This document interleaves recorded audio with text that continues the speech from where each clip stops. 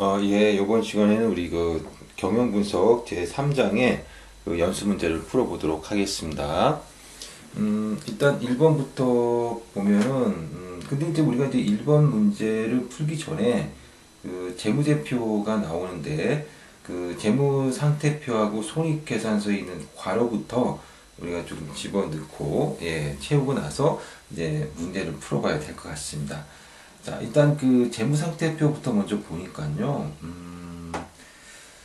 일단 그 재무상태표 그 대변을 보시면 유동부채가 200입니다. 자, 유동부채가 200이고 그 다음에 크게 봐서 이제 비유동부채가 또 400입니다. 그럼 모두 부채는 얼마입니까? 모두 부채는 600이겠네요. 자, 자본은 뭘로 이루어져 있냐면, 예, 자본금 200원과, 자본금 200원과, 그 다음에 이익잉여금 200원으로 이루어져 있으니까요. 자본은 모두 400원이 되겠습니다. 자, 그래서 부채와 자본을 합한 게 바로 대변 합계니까 600원과 400원 합한 게 바로 1000원이 되겠고요. 그 다음에 대차평균의 원리에서 차변 합계도 역시 1000원이 되겠습니다. 자, 그러면 우리가 재무상태표 차변을 보시게 되면요. 유동자산이 있는데 유동자산과 이제 비유동자산으로 이렇게 나눠지죠. 자, 유동자산은 얼마입니까? 모르네요. 비유동자산 얼마죠? 400이죠. 예. 그러면 일단 합가 1000원이 돼야 되니까 비유동자산이 400이니 유동자산은 당연히 600이 되겠죠. 자, 그러면 유동자산이 600이니까 유동자산은 이제 당좌자산하고 그다음에 재고자산으로 이루어져 있다고 나와 있는데 당좌자산이 400이니 재고자산은 200이 되겠습니다. 그 다음에 비유동자산은 이제 무형자산과 유형자산 나눠지는데 무형자산은 200이고 유형자산은 당연히 200이 되겠죠. 예, 이렇게. 자, 이렇게 해서 우리가 이제 가로를 갖다가 이제 집어넣을 수 있었습니다. 손익계산서도 집어넣어야 되겠네요. 손익계산서를 우리가 또 해보도록 하겠습니다. 자, 매출액이 1000원입니다. 매출액에서 무엇을 빼자면 매출 원가를 빼줘야 되겠죠. 매출 원가가 500원입니다. 500원에서 이제 판관비를 빼주도록 할게요. 그러면 200원이 나오죠. 자, 그러면 매출액에서 매출원가 빼주고 판매 관리비를 빼주면 나오는 것이 바로 영업이익이 되겠죠. 영업이익.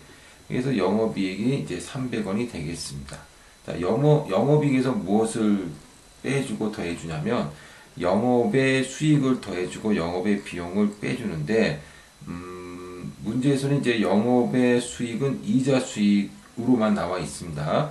그래서 이자 수익을 이제 더해 줍시다. 이자 수익을 더해 줍시다. 얼마냐면 200원이고 이자 비용은 얼마냐면은 이자 비용은 100원입니다. 이자 비용은 100원입니다. 그러면 200원을 더해주고 100원을 빼주니까 바로 이제 400원이 나오겠죠. 이 400원이 바로 법인세 차감 전 이익입니다. 법인세 차감하기 전 이익.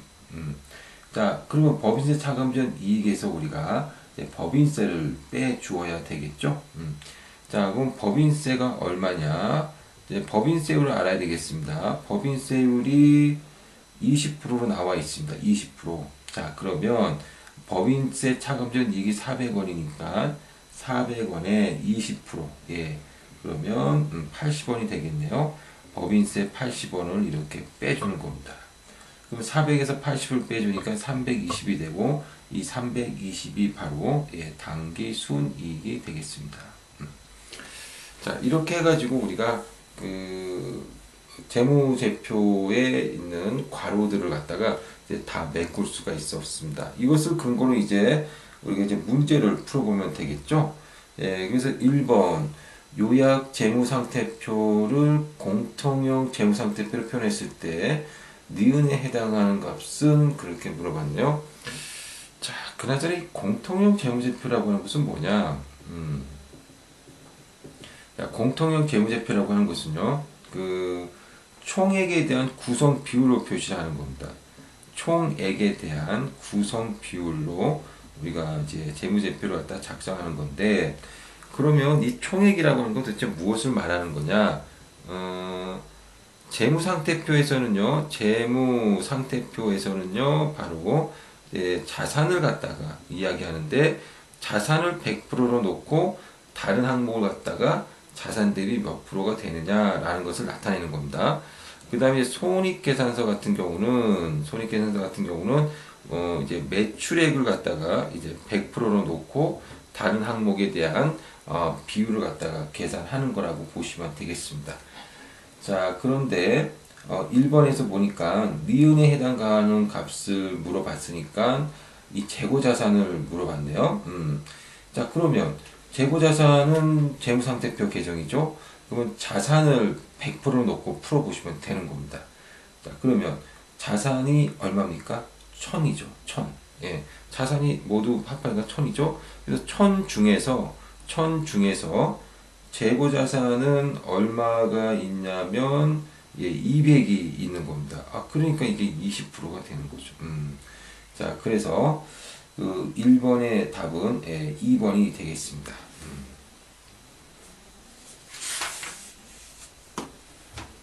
이제 요걸 지우고요.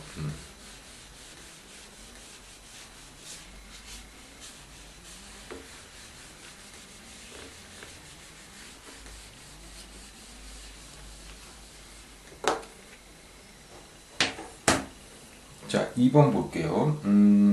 요약 재무상태표를 공통형 재무상태표로 표현했을 때 디귿에 해당하는 값을 구하라고 했네요. 디귿은 보니까 이제 유형자산을 구하라고 되어 있습니다.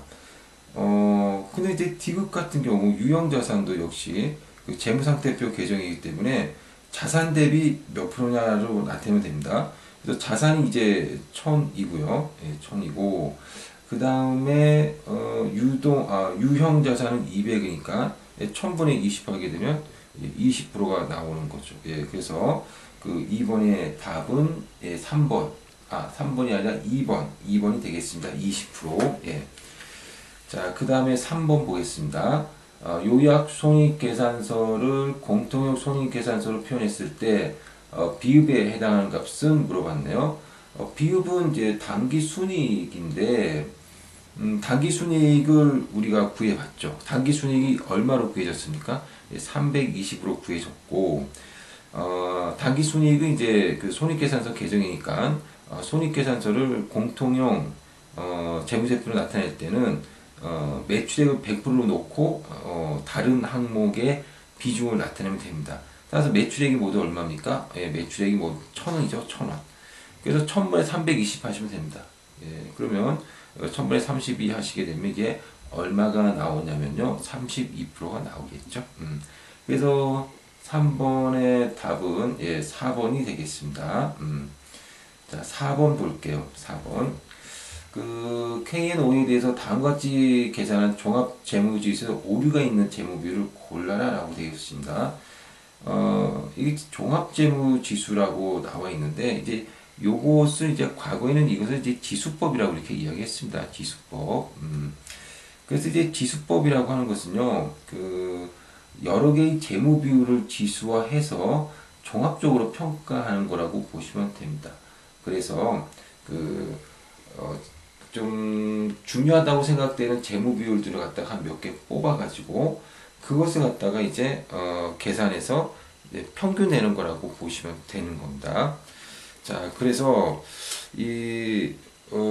과거에는 지수법이라고 지금은 이제 종합재무지수라고 이제 불리고 있는 이 종합재무지수를 갖다가 우리가 하기 위해서는 이제 순서가 좀 있겠죠.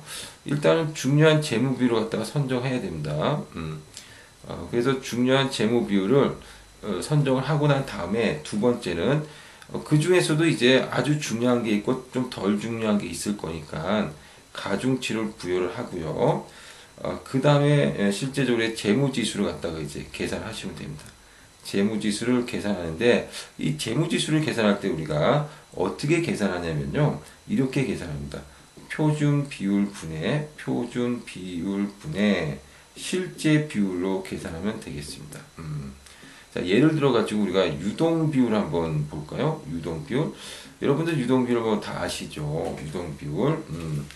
자, 그래서 그 유동 비율을 갖다가 이제 계산을 해 봤더니 A라는 기업은 이제 300%가 나왔는데 B라는 기업은 400%가 나왔다라고 한다면 B라는 기업이 더 좋은 거죠. 왜냐하면 유동 비율은 그 숫자가 커지면 커질수록 유동성이 더 좋다라고 볼 수 있는 거기 때문에 숫자가 커질수록 좋습니다. 따라서 우리 재무 비율 중에서 숫자가 커질수록 좋은 것은 표준 비율분의 실제 비율로 나눠주는 겁니다. 그래서 예를 들어 가지고 표준 비율이 만약에 100%라고 합시다. 그러면 실제가 지금 300%라고 한다면 그 재무지수를 계산하게 되면 이게 3이 되겠죠. 그 다음에 이제 B 같은 경우는 표준 비율이 100%니까 실제가 400이잖아요. 그러면 4가 되겠죠. 따라서 이렇게 계산하니까 숫자가 더 큰 것이 더 좋은 것으로 이제 나타나게 되잖아요. 그래서 표준 비율분의 실제 비율로 계산합니다. 근데 이제 뭐 숫자가 작아질수록 이제 좋은 것들이 좀 있죠. 그래서 부채 비율 같은 것들입니다.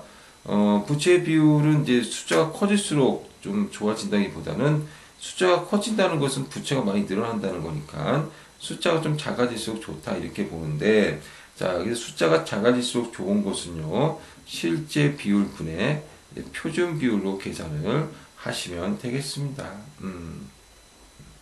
그래서 예를 들어서 그 A라는 기업의 그 부채 비율이 200%고 B라는 기업의 부채 비율이 이제 300%라고 한다면 더 좋은 것은 부채 비율이 작은 것이 조금 재무적인 안정성이 있는 거잖아요.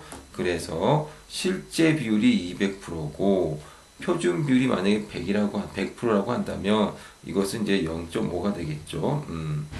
그런데 만약에 재무 비율, 부채 비율이 이제 300%라고 한다면 300분의 100이 돼가지고 요거는 3분의 1, 그러니까 0.33%가 되겠습니다. 그래서 이게 더 좋게 나타나는 거죠. 예. 그래서 숫자가 더 크게 나타나는 거니까 우리는 재무 비율 중에서 숫자가 작아질수록 좋은 것은 실제 비율분의 표준 비율로 계산을 해 주셔야 되겠습니다. 그래서 우리가 그래서 4번을 이렇게 보는 겁니다. 그래서 보면은 유동 비율, 매출액 순이익률, 재고자산 회전율 등은요 숫자가 커질수록 좋다라고 볼 수가 있는 거고요. 하지만 비유동 장기 적합률은 그렇지 않죠. 예, 비유동 장기 적합률은 그렇지 않습니다. 여러분들 이제 비유동 장기 적합률 같은 경우는 우리가 어떻게 구합니까? 우리가 공식을 써 보게 되면 비유동 장기 적합률 같은 경우는요, 자기자본에다가 이제 장기 부채분의 비유동 자산으로 이렇게 계산이 됩니다. 그래서 당장 현금화가 어려운 비유동 자산이 투자를 할 때 자기 자본과 장기 부채의 이 범위 내에서 투자가 되었느냐 안 되었느냐를 갖다가 나타내는 거라고 보시면 되는 겁니다. 당장 현금화가 어려운 이런 비유동 자산에 투자할 때 아무래도 자기 자본이나 좀 만기가 긴 장기 부채를 이용해서 우리가 투자한다면 재무적 안정성이 조금은 좀 뛰어나다고 볼 수가 있겠죠. 그래서 예를 들어서 자기 자본이 만약에 400이고 장기 부채가 400인데 비유동 자산이 400이라고 한다면 800분의 400이 돼서 이거는 50%가 됩니다. 100%보다 작죠. 따라서 비유동 장기 적합률은요, 100%보다 작으면 좀 재무적인 안정성이 있다 이렇게 보는 겁니다. 근데 만약에 자기 자본이 100이고 장기 부채도 100이면 200분의 400이 돼서 이거는 200분의 400이 되니까 요거는 얼마가 되겠습니까? 200%가 나오겠죠. 자, 그럼 100%가 넘어가잖아요. 100%가 넘어간다는 이야기는 뭡니까? 내가 비유동 자산에 400을 투자했는데 자기 자본 100원, 장기 부채 100원 투자를 하는데 이 두 개를 갖다가 다 사용한다 하더라도 비유동 자산을 투자한 금액이 못 미치잖아요. 그럼 나머지 그 200은 도대체 뭘로 투자했다는 겁니까? 바로 단기 부채로 투자했다는 거죠. 그래서 단기 부채로 투자한 거니까 이거는 좀 재무적인 안정성이 떨어진다라고 보는 겁니다. 따라서 비유동 장기 적합률은 100%가 안 되면 좀 안정성이 있는 거고 100%가 넘어가면 재무적 안정성이 떨어진다라고 이렇게 보시면 되겠습니다. 자, 그래서 그 4번을 보시면 이제 비유동 장기 적합률이 보니까는 표준 비율이 100이에요. 자, 그런데 비유동 장기 적합률은 숫자가 작을수록 좋은 거잖아요. 그럼 어떻게 계산하면 되겠습니까? 네, 실제분의 표준으로 계산을 하시면 됩니다. 그래서 표준 비율이 이제 100입니다. 표준 100이고, 자, 실제 비율은 얼마가 되겠습니까? 실제 비율은, 우리 제일 처음에 그 재무제표를 갖다가 우리가 이제 그 가로를 집어넣었잖아요. 그걸 보고 이제 계산하면 됩니다. 그래서 비유동 장기 적합률 같은 경우는 자기 자본이 얼마입니까? 예, 400. 그 다음에 장기 부채는 비유동 부채죠. 예, 400입니다. 자, 비유동 자산이 얼마입니까? 비유동 자산 400입니다. 예. 자, 그래서 결국 50%가 나오는 거죠. 그래서 비유동 장기 적합률은 이제 50%고요. 따라서 실제 비율은 50%라는 것을 알 수가 있겠습니다. 실제 비율은 50%입니다. 아니, 실제 비율 50%가 아니라, 실제 비율 50%인데, 어쨌든 실제분의 표준 비율을 계산해 보게 되면, 얼마가 나오냐면, 예, 바로 이제 그 200%가 나온다. 이런 얘기죠. 자, 그래서 그 재무지수는 거기 보니까 50으로 나와 있는데 이제 50이라고 해 주셔야 되겠습니다. 50이라고. 자, 그러면 그래서 오류가 있는 재무 비율은 뭐니까? 예, 비유동 장기 적합률이라고 보시면 되겠죠. 비유동 장기 적합률입니다. 자, 그 다음에 우리가 이제 5번을 한번 보도록 하겠습니다. 5번. 자, 5번 보니까 그 KNOE에 대하여서 다음과 같이 계산한 종합재무지수에서 오류가 있는 것은 그랬습니다. 자, 4번하고 좀 비슷한 문제인 것 같은데요. 자, 당자 비율은 볼까요? 보기 1번 보니까 뭐 기억이 60이라고 나와 있네요. 기억이 뭡니까? 뭐 당자 비율에서 A 곱하기 D를 곱한 게 바로 60이다라고 설명이 되어 있는데, 자, A가 가중치가 0.3이네요. 가중치가 0.3입니다. A가 0.3이죠.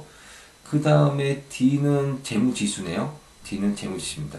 근데 200으로 나와 있잖아요. 예, 그러면 0.4 곱하기 200 하면 얼마입니까? 60이죠. 그래서 기억번이 60이다. 맞는 이야기입니다. 예. 자, 2번 볼게요. 보기 2번. 니은번이 뭐냐면 자기자본 순이익률에 대한 어떤 재무지수를 이야기하는 건데, 자, 일단 여러분들 자기자본 순이익률은요, 이 숫자가 크면 클수록 좋은 겁니다. 예. 그래서 어떻게 계산하면 됩니까? 바로 표준 비율 분의 실제 비율로 계산하시면 되겠습니다. 자, 그러면 표준 비율은 얼마냐면은 표준 비율은 자기자본 순이익률이 이제 50%가 이제 표준 비율이 되고, 실제 비율이 얼마인지 보니까 실제 비율이 안 나타나 있네요. 그럼 구하시면 되겠죠. 예. 그래서 자기자본 순이익률은요, 자기자본분의 순이익이니까 자기자본이 얼마입니까? 재무상태표를 보시게 되면요, 자기자본은 400으로 되어 있고요. 그 다음에 그 순이익은 얼마입니까? 순이익은 320으로 되어 있지 않습니까? 320. 그래서 400분의 320이 되고, 따라서 이거는 이제 80%가 되겠습니다. 80%. 자, 그 실제 비율이 80%입니다. 자, 그러면 실제 비율이 80%니까 50분의 80이 되겠죠? 예. 자, 그래서 50분의 80 하게 되면 이게 얼마가 되냐면 50분의 80에다 100을 곱하게 되면 이제 160%가 나온다는 것을 알 수가 있겠습니다.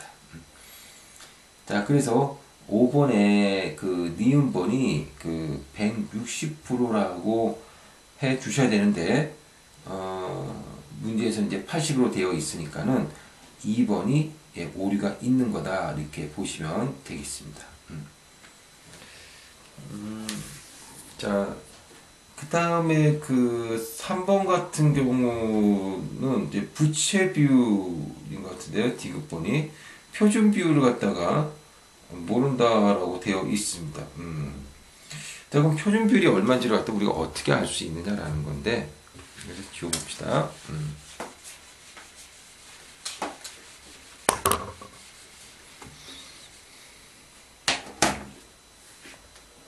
자, 부채 비율은요, 자기 자본분의 타인 자본이죠. 자기 자본은 얼마입니까? 자기 자본은 그 앞에 구한 재무상태표를 보면 되죠. 그래서 이제 자기 자본 같은 경우는 이제 400이 된다는 걸 알 수가 있고요. 그 다음에 이제 부채는 유동부채하고 비유동부채를 더하는 거니까 이제 600이 된다는 것을 알 수가 있습니다. 자, 이게 바로 이제 그 부채 비율이라고 보시면 되고요. 자기 자본분의 타인 자본. 여기다 이제 곱하기 100을 해주니까 부채 비율은 150%가 된다라는 것을 알 수가 있습니다. 자, 그러면 부채 비율은 숫자가 작을수록 좋은 거죠. 예. 그래서 이제 숫자가 작을수록 좋은 거니까 어떻게 계산합니까? 실제분의 표준으로 계산하시면 되겠습니다. 자, 그래서 지금 실제는 얼마입니까? 150이죠. 예. 표준 비율은 얼마입니까? 표준 비율은 몰라요. 디귿이라고 나와 있어, 그냥. 디귿이라고만 나와 있습니다. 그래서 어쨌든 이게 곧 계산하면 이제 이게 재무지수가 나오는 건데, 이게 재무지수가 얼마입니까? 50이 나온다는 겁니다. 자, 그래서 이제 요거 갖다가 이제 계산하시면 되겠죠. 계산하시면 됩니다. 그래서 요거 계산하니까 이거는 이제 1.5가 되고, 디귿번은 뭡니까? 50 곱하기 1.5가 되죠. 그럼 이게 75가 나오는 겁니다. 아, 그래서, 부채 비율의 표준 비율은 이제 75구나 라는 것을 알 수가 있겠습니다. 자, 그 다음에 이제 보기 4번은, 리을번인데, 리을번이 이제 그 비유동 자산 회전율의 어떤 실제 비율을 갖다가 이제 계산을 하라는 그런 이야기인데요. 그 비유동 자산 회전율이라고 하는 것은요, 뭐뭐뭐 회전율은 뭐뭐분의 매출액인데, 뭐뭐뭐가 바로 비유동 자산이죠. 그래서 비유동 자산이 얼마로 나와 있습니까? 비유동 자산은 400으로 나와 있죠. 그리고 400분의 매출액으로 이렇게 계산하시면 됩니다. 400분의 1000. 그럼 2.5회가 나오게 됩니다. 그래서 이 5번에 보기 4번이 이제 리을번이 2.5다라고 되어 있는데, 예, 잘 계산을 한 거라고 볼 수가 있겠습니다. 자, 그 다음에 우리가 이제 그 6번을 좀 풀어봐야 되겠는데요. 6번. 자, 근데, 요 6번, 5번까지 일단 풀고요. 이제 6번부터는요, 이제 다음 강의에서 우리가 또 풀어보도록 하겠습니다. 예, 여러분 수고하셨습니다.